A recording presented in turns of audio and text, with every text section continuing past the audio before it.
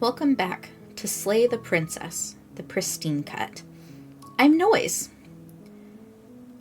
This is the last run of this first part of the game, so let's get started. You're on a path in the woods, and at the end of that path is a cabin, and in the basement of that cabin is a princess. You're here to slay her.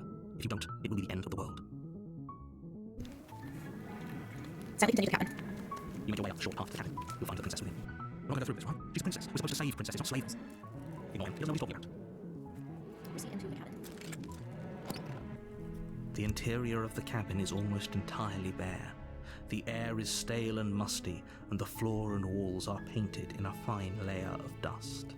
The only furniture of note is a plain wooden table. Perched on that table is a pristine blade. The blade is your implement. You'll need it if you want to do this right. We are not going to take the blade. We're going to enter the basement. The door to the basement creaks open, revealing a staircase faintly illuminated by an unseen light in the room below. This is an oppressive place. The air feels heavy and damp, a hint of rot filtering from the ancient wood. If the princess really lives here, slaying her is probably doing her a favour. Yeah, Her voice softly carries up the stairs. Hello? Is someone there? Yes, hypnotise him. It's the kind of voice you only have to hear once to remember it for the rest of your life. Don't let it fool you. It's all part of the manipulation. You're playing a dangerous game by coming here unarmed. Continue downstairs. Good. You're still listening to reason. It would be better if you had a weapon, but you may still be able to do what needs to be done. You walk down the stairs and lock eyes with the princess. There's a heavy chain around her wrist, binding her to the far wall of the basement. She's beautiful. How could someone like this be a threat to anyone? I am begging you to stay focused. There's a lot riding on you here. Okay. Hi. Do you think you can get me out of these chains? I'll see what I can do. Examine the chains. You're only making this more difficult. Thank you. Thank you. You're making a huge mistake. No, you're doing the right thing. You walk up to the chains binding the princess to the wall and give them a tug. They're large and heavy, far too solid for you to even imagine trying to break them apart. I'm guessing you don't have the key? No. Maybe it's somewhere upstairs. Doubtful. Whoever locked the princess away down here intended for her to never see the light of day. They wouldn't have just left the key to her chains somewhere in the cabin. And if there isn't a key, do you have any other ideas? Maybe there's some way to break the chains?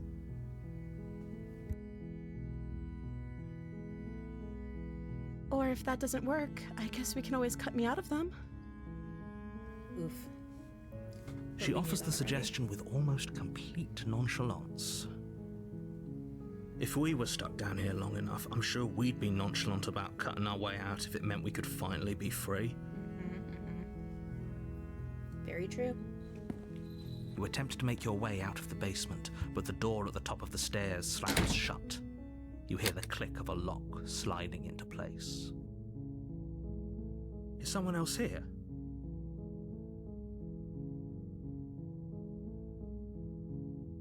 Turn to the bottom of the stairs. You make your way to the bottom of the stairs. This would have been so much easier if you'd just taken the blade like you were supposed to. Easier for whom? Easier for everyone. Look at the mess you're in. I heard the door slam. They locked you down here too, didn't they? There's a slight panic rising in the princess's voice. If I could just get out of these chains, I know we could force our way out of here together. She barely hesitates before raising her arm to her mouth, her teeth tearing through her limb with the determination of a trapped wolf. As she rips her flesh from her bone, a sound comes from behind you, the clang of bouncing metal. It's the blade from upstairs. You're not sure how it made its way down here, but if there's a time to strike, it's now. Or we could use it to free her. You won't like what happens if you do that. Nah, we're gonna save the princess this time. Fine. We did a lot of slaying last couple Against your chapters. better judgment, you place the blade against the ragged, self-inflicted wound on the princess's arm, just above the unyielding chain binding her to this place. You cut into her flesh. The blade is sharp, and it takes little effort to crack through the bone of her arm. Her limb falls to the ground, and the heavy chains follow suit. She didn't so much as utter a sound through the whole ordeal. No, she didn't. She smiles softly as her gaze meets yours, blood from her wounded arm dripping rhythmically to the ground. How is she still smiling after everything? It's like she isn't even bothered by what just happened. Thank you. Now let's get out of here. Approach the locked door. No, we won't have any of that. The stakes are too high. You can't just let her escape into the world. No, I can't just let her escape into the world. As the princess approaches the bottom stair, your body steps forward and raises the blade. Wait, this isn't fair. You can't just do that. Watch me. What are you doing? Let's see. I don't think we have the option to... Oh, we do still have the option to warn her. So we're going to warn her. Stop that. Something's come over you, hasn't it? You know you don't have to do this, right? Apparently not. Your body lunges forward, the blade held low, ready to sink into her heart. But the princess dodges, stumbling back against the wall before the blade has a chance to connect. Stop it. Stop trying to resist me. I'm trying to get you out of here alive. No. Either way, I can't resist.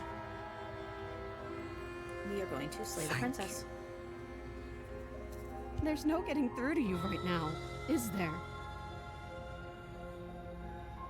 A betrayal of will is still a betrayal. You'll regret thinking of me as a helpless damsel. She pounces on you with the same animal ferocity she used to tear through her arm. But you have a weapon. You raise the blade, digging it under her ribs, aiming directly for the heart. It's not enough to stop her. You feel her claws in your throat, then her teeth, somehow sharp enough to pull apart your flesh and sinew with ease. You collapse to the floor, your body unresponsive as your blood pools on the ground beneath you. She stares down at your ravaged form, eyes shining in the darkness, dress stained in red as her blood and yours both seep into the fabric. If we're lucky, the wound you managed to inflict will be enough to at least delay her escape from this place. If we're very lucky, it will kill her before she can reach the outside world. We're not that lucky. It can't just end like this, right? As much as I'd prefer for things to have gone differently, I can't deny the reality of what's happened. I'm sorry, but it's over. Everything goes dark, and you die. Rip. Chapter 2, The Witch. Ooh, okay. You're on a path in the woods, and at the end of that path is a cabin, and in the basement of that cabin is a princess. You're here to slay her. If you don't, it will be the end of the world. Proceed to cabin.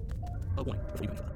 She will lie, she will cheat, and she will do everything in her power to stop you from slaying her. Don't believe a word she says. Don't worry. You can trust us to get the job done. Voice of the Opportunist. Let's proceed.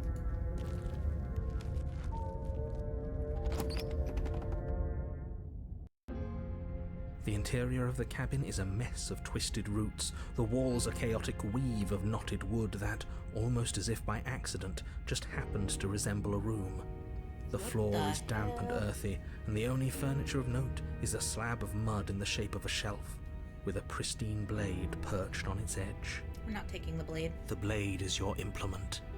You'll need it if you want to do this right. Enter the basement. No blade. Hope you know what you're getting us into. It'll always be here if we need it. Sure, that was also true last time and we still died, but we definitely know what we're doing this time.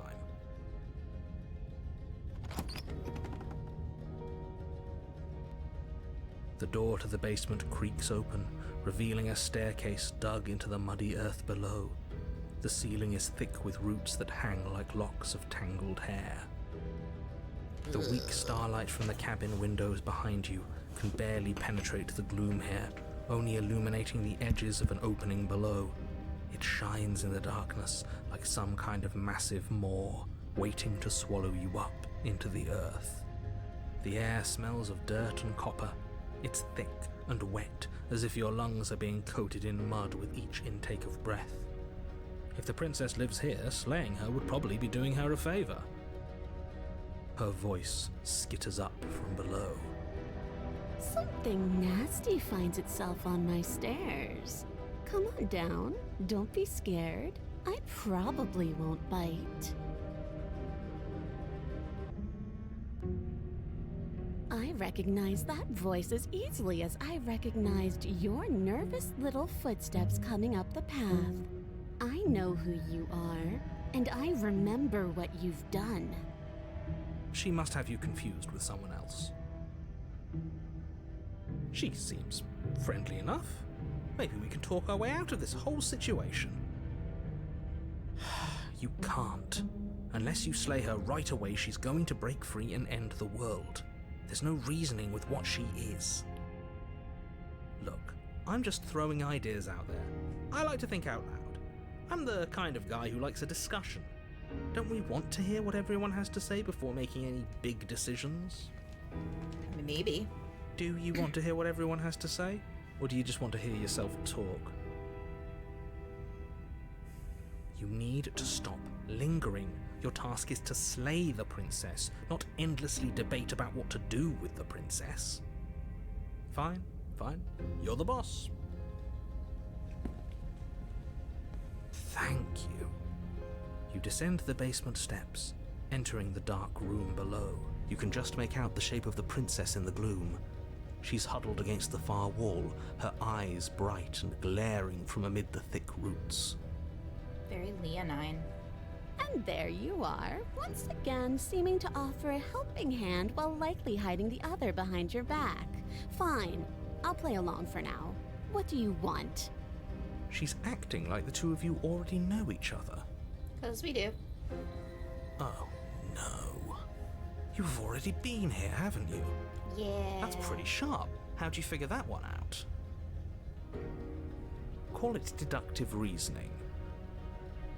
Well, you seem to be great at it. Do you remember us then? Do you remember last time? No, I don't. But you and the princess clearly have a shared reality, even if I'm not a part of it. I won't waste time fighting you on something that's clearly true. I'm just glad we could put all this behind us. Is it all behind us? No. Just focus on the task at hand. I don't care if you've been here before, and I don't care if you think you'll go somewhere else after this. My world is on the line right now, so I'd appreciate it if you would take this seriously and slay her. Let's chat her up a bit first. Maybe we can find a middle ground where everyone's happy. Don't talk to her. You're just going to make things more difficult than they have to be. Well, I seem to remember you having a tongue.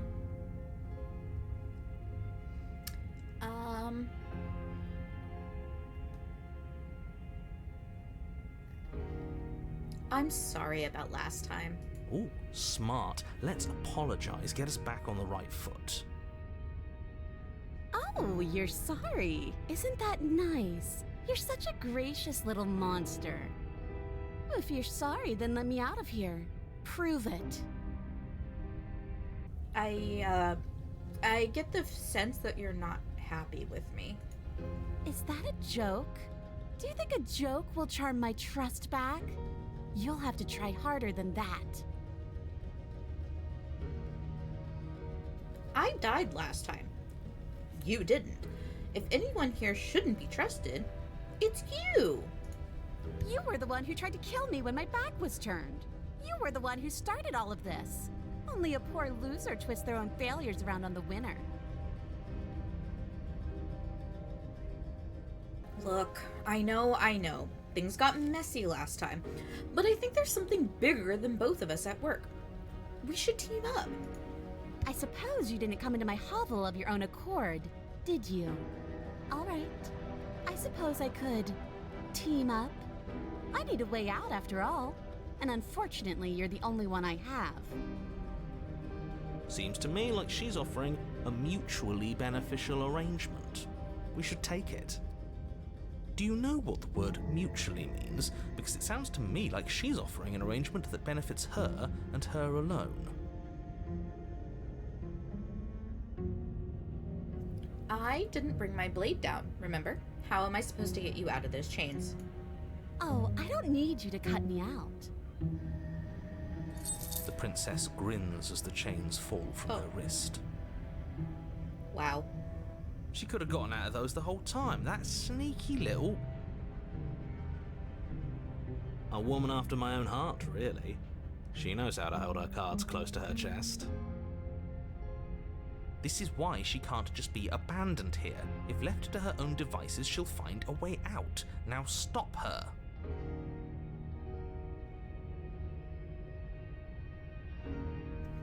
Why do I have a nagging feeling? You're gonna stab me in the back if I help you out of here. And why would I do such a thing? Is someone's guilty conscience getting to them? But I wouldn't worry. As much as I may hate you, letting you live is in my best interests. If you get me out of here, the only thing that will be dead and buried is the bad blood between us. Oh, that nagging feeling you mentioned is me, by the way. I'm actually a little anxious about a potential backstabbing event. She needs us to get out of here. We'll be fine if that's what we decide to do. You won't be fine because destruction is in her nature. If she gets out of here, that's it for the world, remember? Maybe. Even if that's true, that doesn't automatically mean she's going to stab us in the back. I think that depends on your definition of words like stab and in the back. She might not literally do that, but she could very well symbolically do the same thing. See? He gets it. There's nothing wrong with looking out for number one.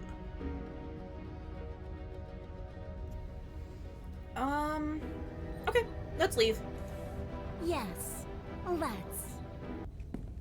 She creeps forward, taking one cautious step at a time until you and she are face to face.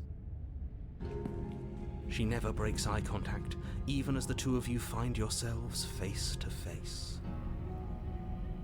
She's silent for a long moment, as if testing to see what you'll do now that she's within arm's reach. After you, darling.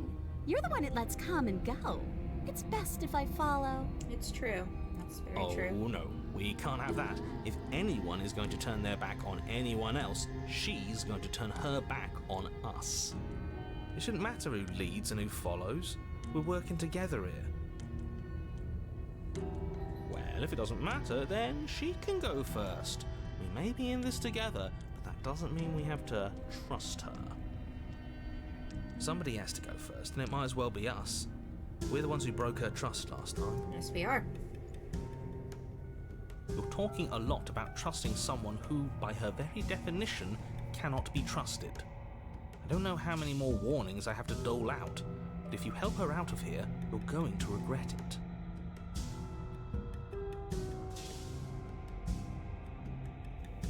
Step onto the stairs. That's right, you're the one who's going first. Don't worry, I'll be right behind you watching every single thing you do. That's exactly what I'm worried about. You step onto the stairs and begin your ascent from the basement. The princess follows close on your heels, perhaps even a little closer than you'd like. You're only saying that because you want us to feel nervous. I do want those things, but I want them for a good reason. I don't need you to trust me for my sake, because I already know that I'm right. This is for you.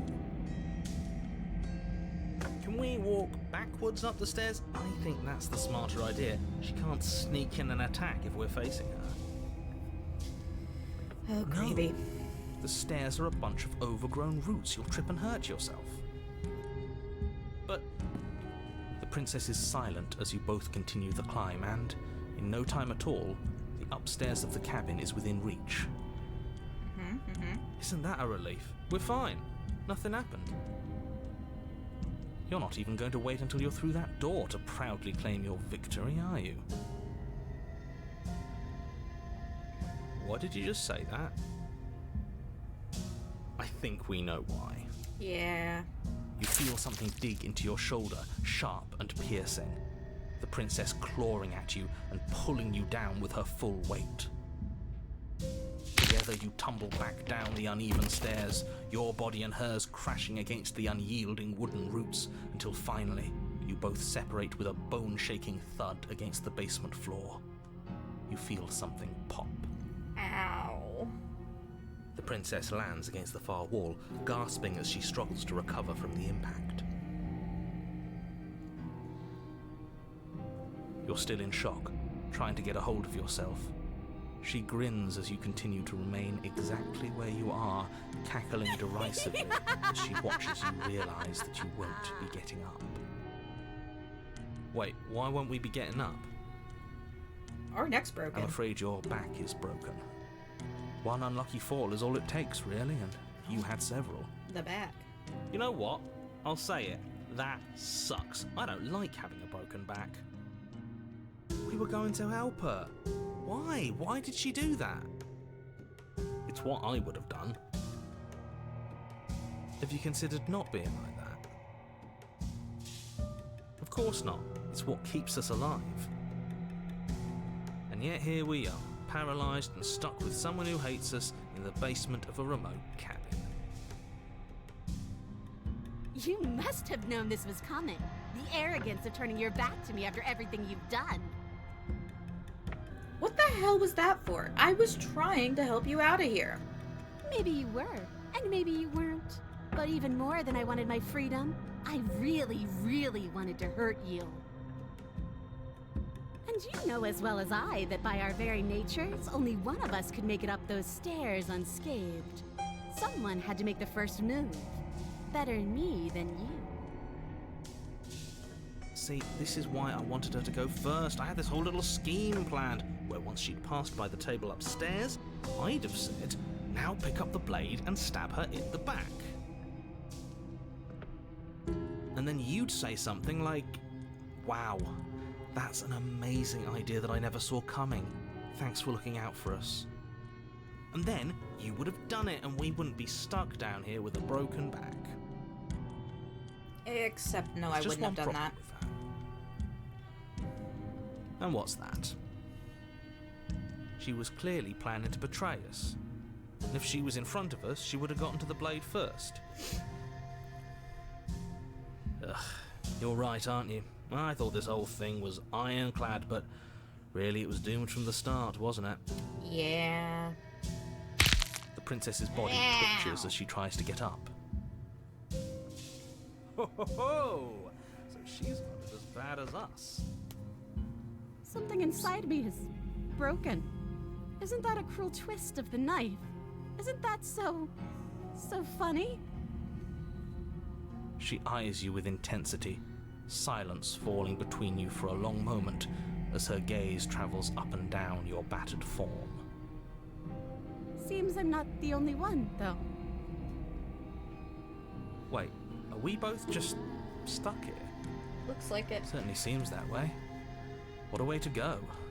But look on the bright side. In all this chaos, you may have actually managed to deliver a lethal wound. The world could be saved after all. We're going to die together. Isn't that a lovely treat? I wonder how long it'll take. Maybe I'll get to watch the worms lick your bones clean.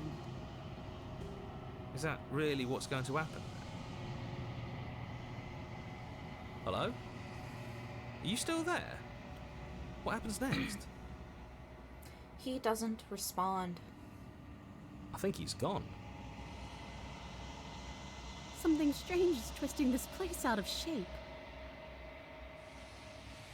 I wasn't feeling much of anything, but now I feel cold.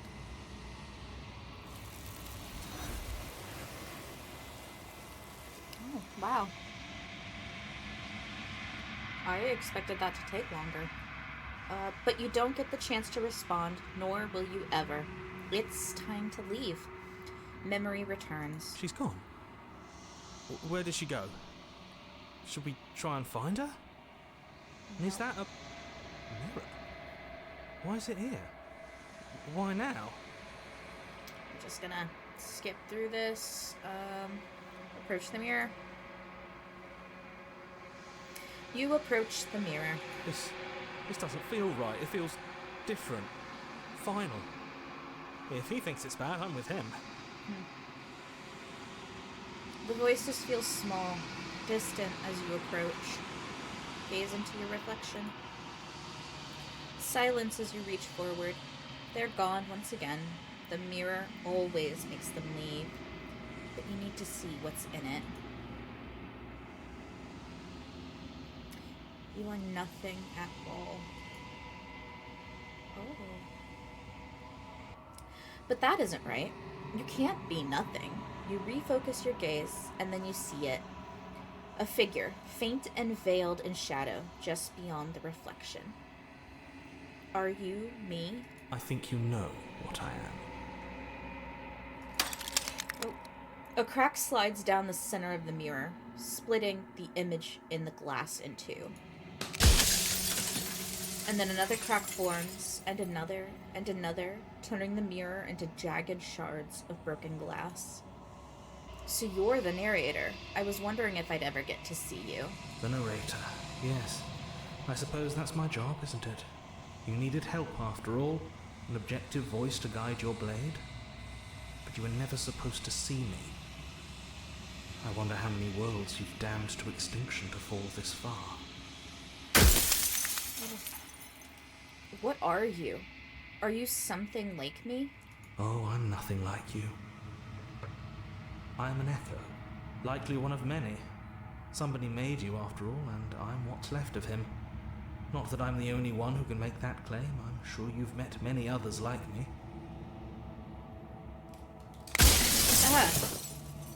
Does he have fangs? Oh, I think he does. Look at that. Others like you. You've said something like that before. Has every narrator really been different? Of course. That is by both necessity and design.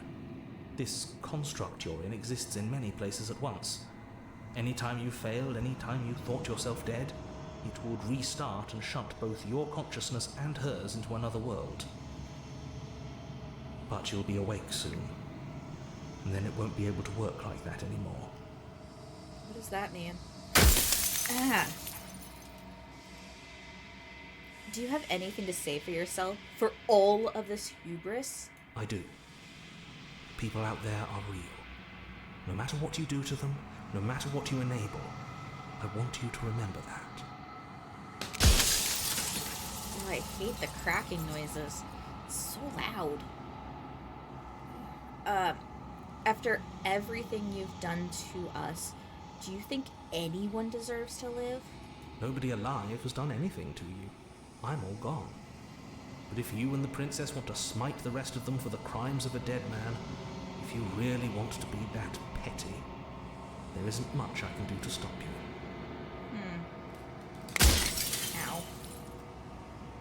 Ow. Does it hurt when pieces of you break off like that? It doesn't hurt. I don't feel pain. Not physically. Ow.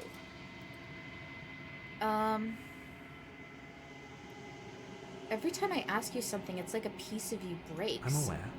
And if I were you, I'd be more precious about your time. Oh, we're running out of time.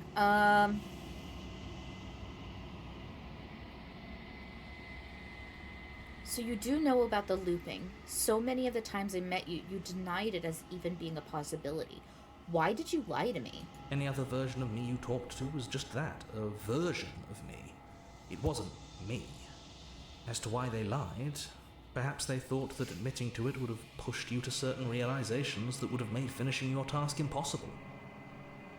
Maybe they were just in denial. I'm sure many of them were convinced that they had to be the first version of them you'd encountered. Anything else would have been too existentially unpleasant. And for all I know, each of those other versions of me could have had entirely different understandings of how this construct works. Who's to say which of them are right and which of them are wrong, really? Except for me, I can tell you for a fact that I'm right. I don't believe you. Soon I'll be gone entirely, and you'll be left alone with your final choice. So allow me to make my final request.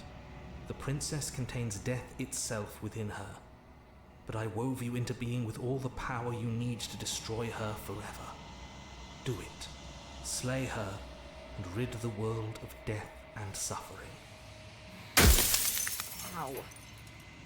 If you made me, then what am I? You're the long quiet, the god I made to rid the world of death. I'm not going to slay her.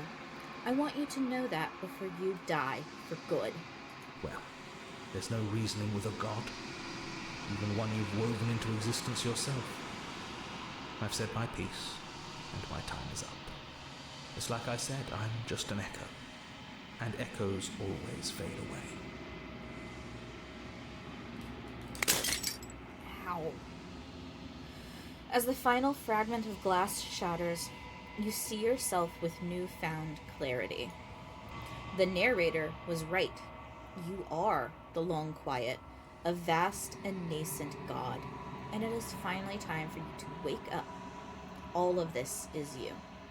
Proceed to the cabin one last time. When you arrive at the heart of things, there is no final vessel for you to bear witness to. There is nothing for you to find.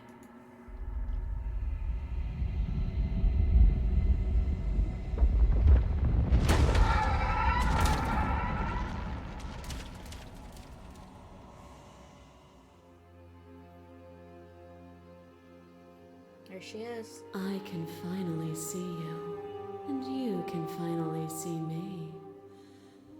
It's been so long, and my heart has ached for this moment. I've missed you dearly. I've missed you too. She unfurls an endless cascade of smiles in response, and then patiently waits for you to continue. Do you know about the echo? Did you hear our conversation? Every word you spoke found its way to me. I know him, and I know his construct. He was deluded by his fear of death. Pay him no mind. I'm the Long Quiet, but I don't really know what that means. Names are their attempts to capture that which cannot be captured. They call me the Shifting Mound, a pale imitation of what I actually am. What happens now?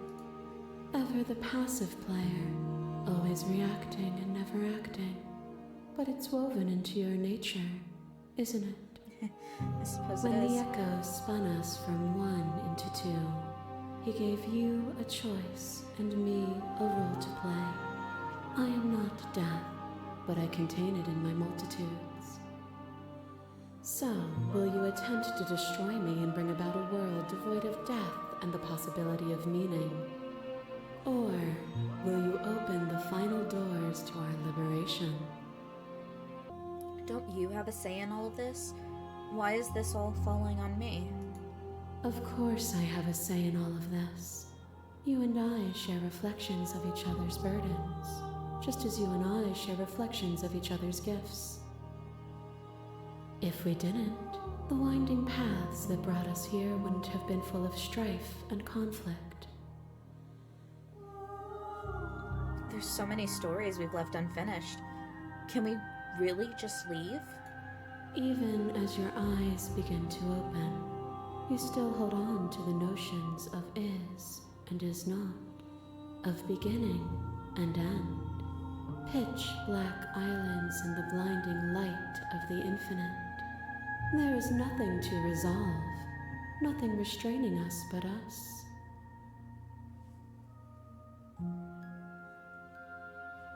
Let's talk this through. I still have so many questions and I need answers before I can make a choice. My very nature is paradox, as is yours. You cannot use words to grasp at things that are beyond their reach, and you cannot rationalize that which defies logic. But violence and passion are dances that both of us know well. If this is what it takes to enlighten you, then so be it. Wait. Oh god. A trick behind your back and a trick behind mine. We dance, revolving and revolving around each other, but forever stuck in place. We both move, and yet we both don't. For each of us watches the other instead of ourselves. But forever is not forever. I move and you react, and both of us break the other. But broken is only a moment in time. To change is to hold the potential to rise above. Would you limit yourself to what you are now? Or would you like to see what you might become tomorrow? Address the vessel's statements directly. If there are no endings, there are no limits. If there are no limits, then there is no difference between growth and decay. Meaning lies in experience, and experience lies in contrast. Abandoning one's search is not the same as losing the capacity to discover. I am contrast itself. To reject me is to reject the shape of everything. Do not use words to reduce that which your eyes know to be irreducible.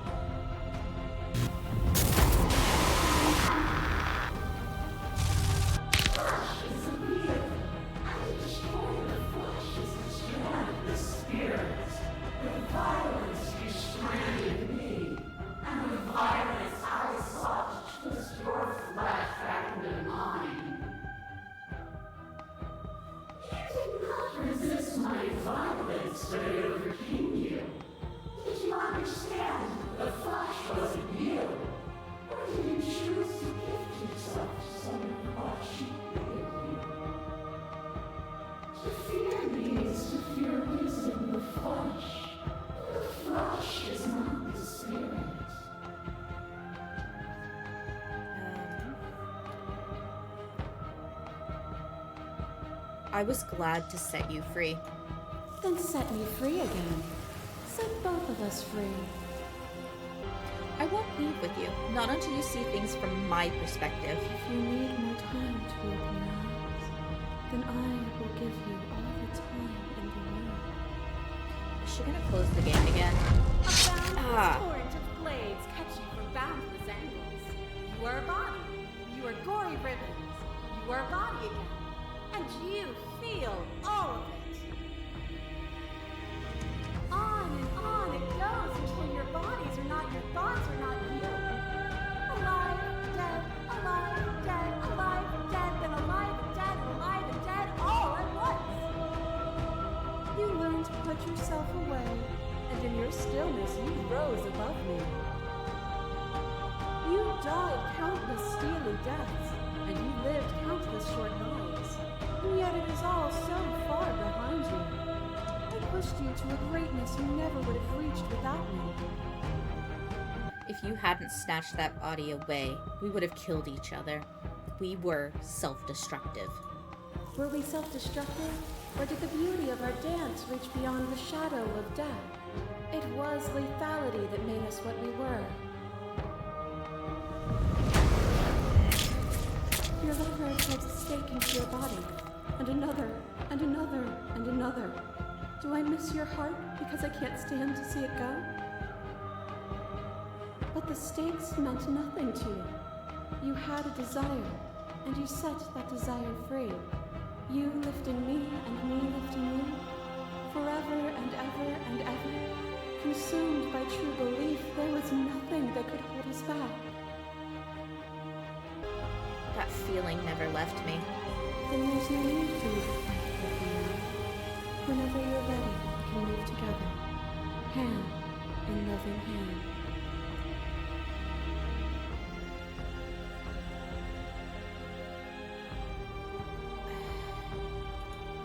If you need more time to open your eyes, then I will give you all the time in the world. You are nothing, a black hole of self-loathing fed by the matter of your restless thoughts. A dog blind to its leash. But there is no light without the dark. When I proclaimed my godhood and offered you a place at my side, you gladly became the instrument of my new creation. Only with both of us is there a future to look towards. It is hope that carves meaning into being. You were consumed by your own ego. And through your lack of one, you too were consumed. Yet together, we were able to create something beautiful. As the clash between you abates, you begin to shake, your will rapidly dissolving. Nothing is immutable. Everything that is exists only in relation to everything it isn't. There is no constant. There is no center. Open your eyes and accept what we are. We can leave this prison together. What do you think happens if we leave here? This universe dies, and a new one is born. And that one dies, and a new one is born. And you and I get to witness it all, weaving a tapestry of life wherever we go. It's easy to believe in the things you believe in when you get to sit above it all. It is from my vantage point that I can see the totality of truth. I never wanted to fight you. But how do we leave? Nothing brings me greater joy than to hear those words. The final peace lies with you. Free yourself.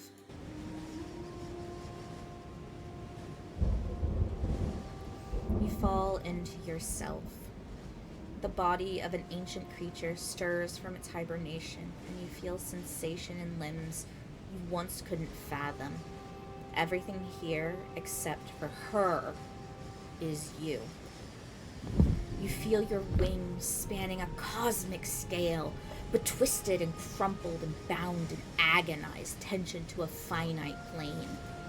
You can feel the glass of the construct pressing in on you, confining you across infinite sides and infinite angles. You push back and strain against it, but it does not yield. I love you. Take her hand. All at once, the unyielding tension breaks.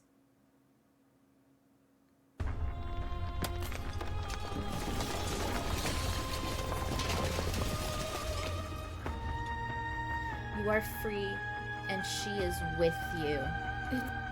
Huh? There are no words, no thoughts to describe absolute reality. Something that simply is. What happens now? Everything. Just like it always has been. And just like it always will be. Step into the infinite.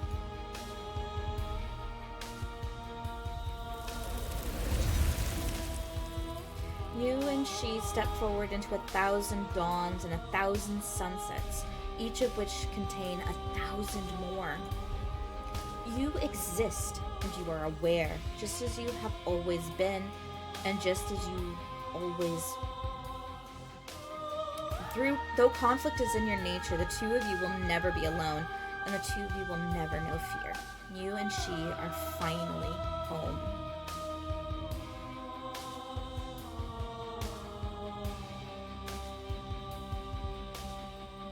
Wow.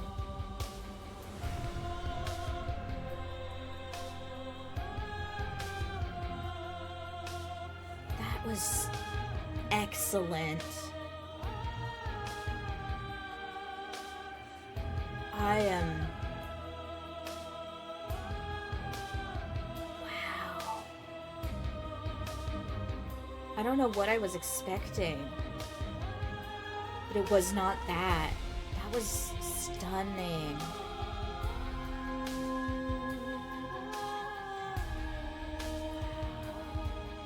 Just...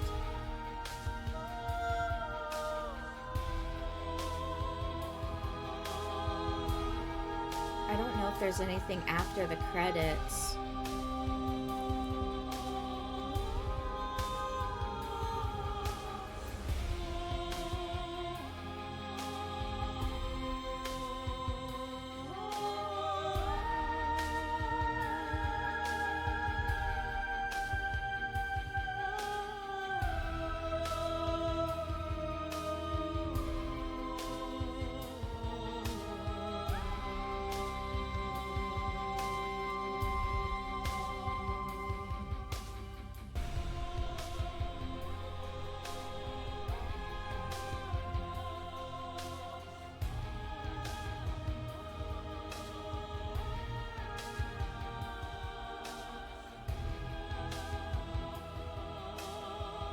Thank you so much for playing. As an expression of our gratitude, here's the track order for a special playlist just for you. And if you'd like to take a screenshot, you can hide the UI by hitting H. And just do that.